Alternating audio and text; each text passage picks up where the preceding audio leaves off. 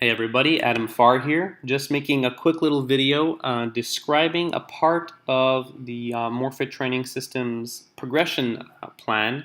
It's called the Southeast Rule. Basically, this is the rule that I want you to follow that will allow you to make consistent and immediate gains in strength, size, and leanness while you're training. Very often when people start a new training program, they don't understand how to progress the intensity or the weights in the gym so as to continue to see results and to avoid plateaus.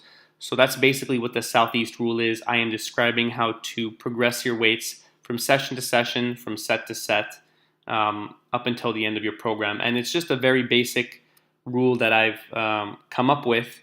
Very simple. It's a linear progression rule, and we'll go over it together. So let's say today I'm on day 9 of my program. I come into my online account, right? And this is the home base of your online account. I click View or Log Workout. So many of you have the books, the Morphic Training Systems log books already.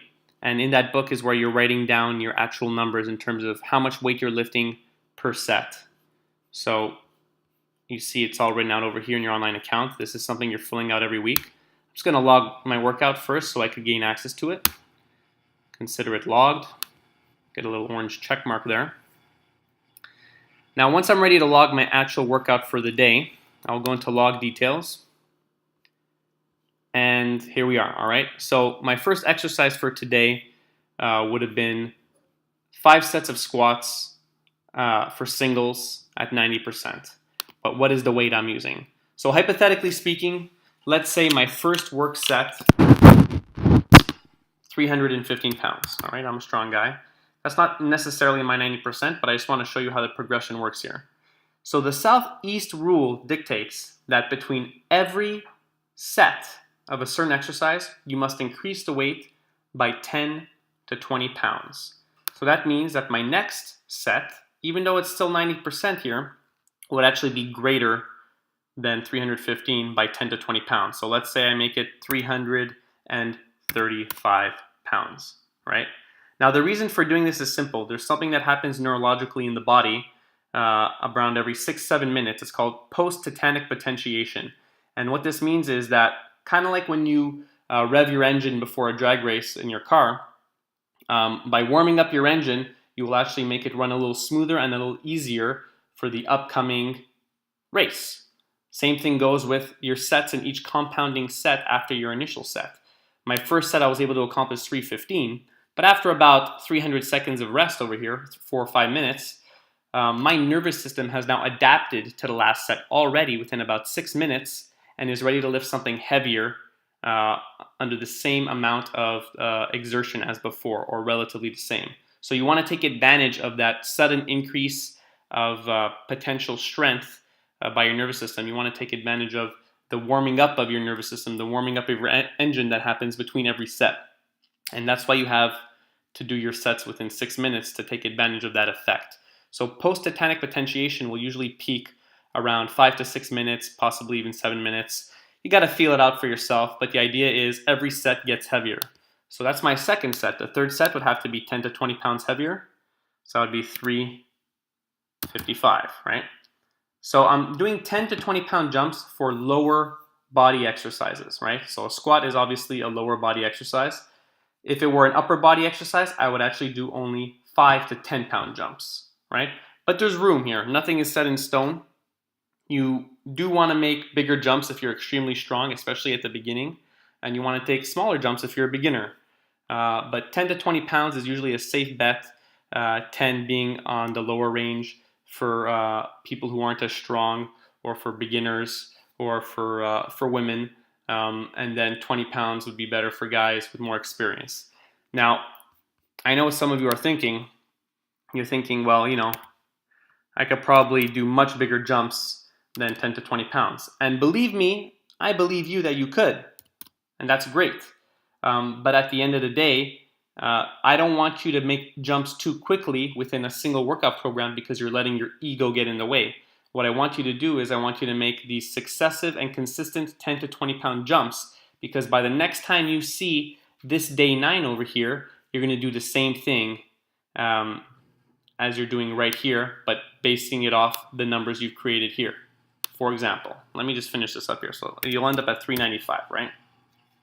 So that's all done. So you had 315, 335, 355, 375, 395, 20-pound jumps. And this is the first time I'm doing day 9, let's say. You save that up. Details logged successfully. When everything's logged fully, you'll get a nice little green arrow. So that's the first time I've done day 9. Now if I go back into my calendar here,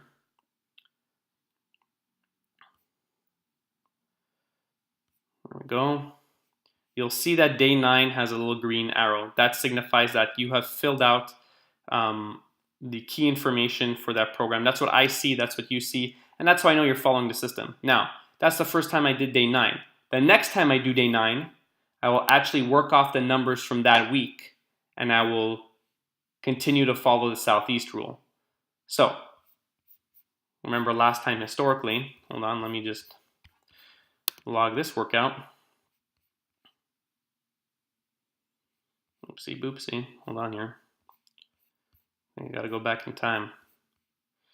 Oh, I'm not able to access that because that's in the future. Whatever, we'll just go back here, okay? Pretend that that's the next day 9.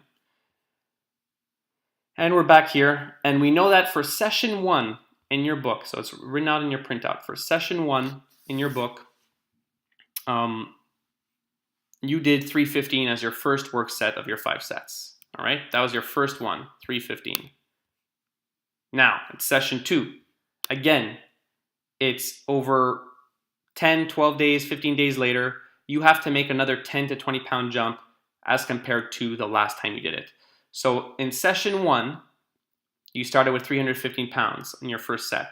Now, 10, 12, 15 days later, whatever it may be, you must improve upon that by starting your first work set 10 to 20 pounds heavier. So instead of 315, we'll say it's 335, right? Oh, that's 3,335. That's a world record. Instead of 335 over here, it'll be 355. Instead of 355 here, 375. Instead of 375 here, 395. Instead of 395, 415. Look, you just had a PR, a personal record, all right? And it only took 2 weeks. That may have been the heaviest squat you've ever done just by following this rule. Now, I understand that this is a linear progression, and you may think to yourself, well, holy crap. You know, if I follow this, I'm going to be lifting some really heavy shit, and I have to be really strong to do that, and I'm not strong right now. Well, that's true. You aren't strong right now, but by the time it's time for you to increase your weights, you will be that strong. That's why the system works, and that's how I get people strong. It's a simple linear progression over a long 8-day training cycle or a 12-day training cycle. You will be strong enough to lift the weight in that time frame. I can almost guarantee it, unless you're completely messing up your nutrition and your recovery and you're not sleeping enough and you're partying on the weekends, then probably not. But if you are taking it very seriously and you are putting a good effort into your recovery, your nutrition, and living the lifestyle, no doubt you will be able to make these jumps, whether it be 5 pounds, 10 pounds, 20 pounds per set, you will be able to do it. And then remember, it's the Southeast rule. That's 10 to 20 pounds per set and per session.